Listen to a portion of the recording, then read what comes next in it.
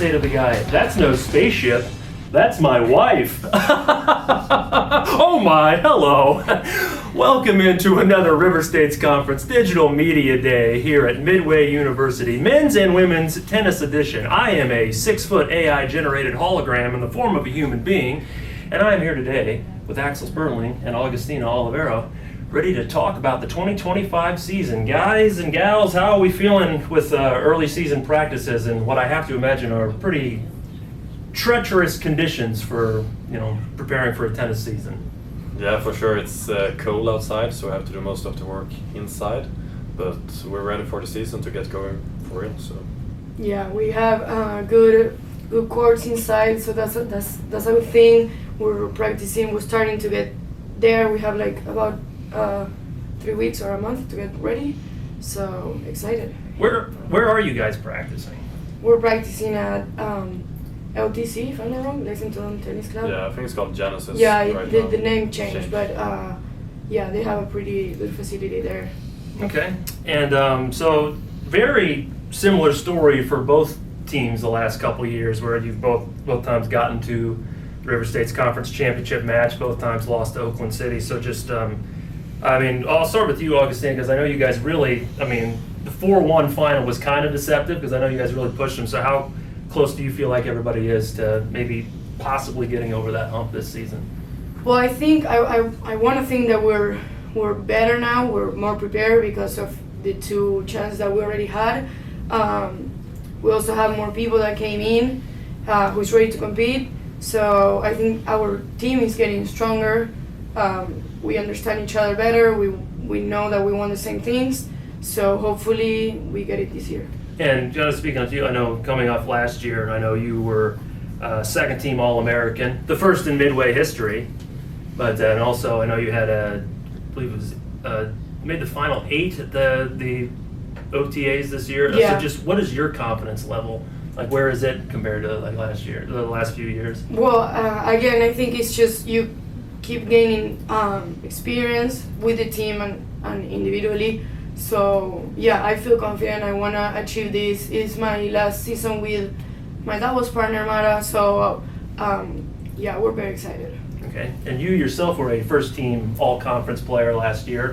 So just are you?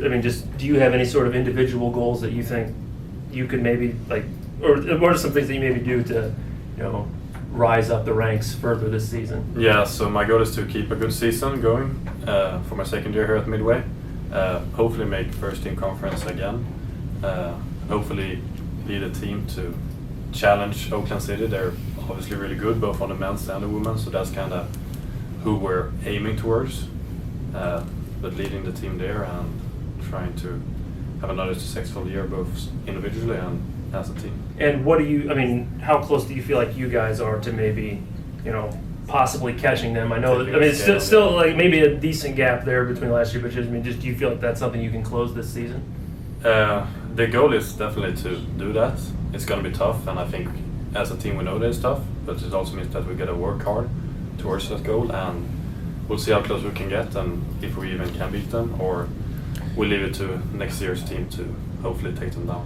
Okay, and I guess maybe you've kind of got hit on it, but is there for either team, is there like a set expectation of what would constitute a successful season? Is it win conference or bust? I guess I'll start for your side.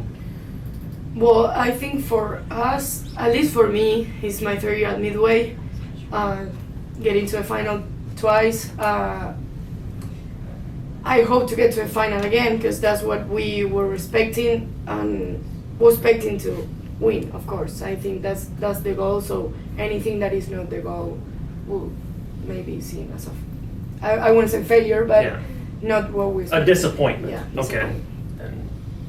Yeah, it's always like unsatisfactory or whatever you say. I'm Swedish, by the way, so I don't speak. To come in second place like we did last year, but I think we had a really good semifinals against Shawnee. That was a big win. That was, yes.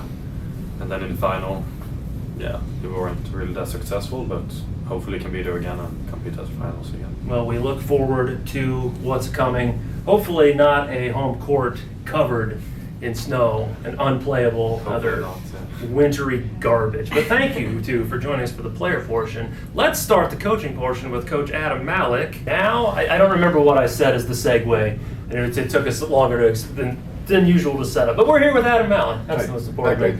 Midway tennis coach. So, it's kind of something we already talked about, like with the players.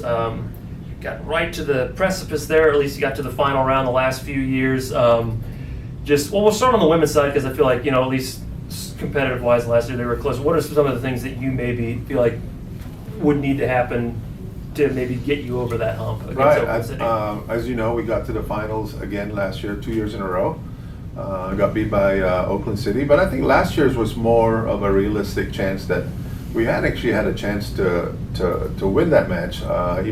And you said it just now, 4-1 is a deceptive. Mm-hmm. We played most all the matches were very, very close. So we were excited. We felt, because, Oakland City is really good and they've got a reputation. And so, it would have been a big win for us, big step in the right direction for our program.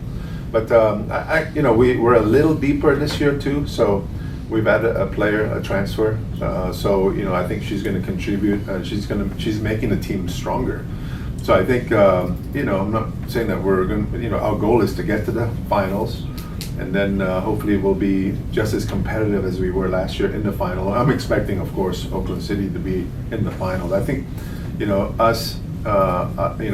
have, high expectations, but we got to get there first, So hopefully we'll be able to do something really good and maybe take home a championship. So. And just how comforting, I know you mentioned the transfer adding, but really like the whole nucleus of that team is back. So just, how much does that help?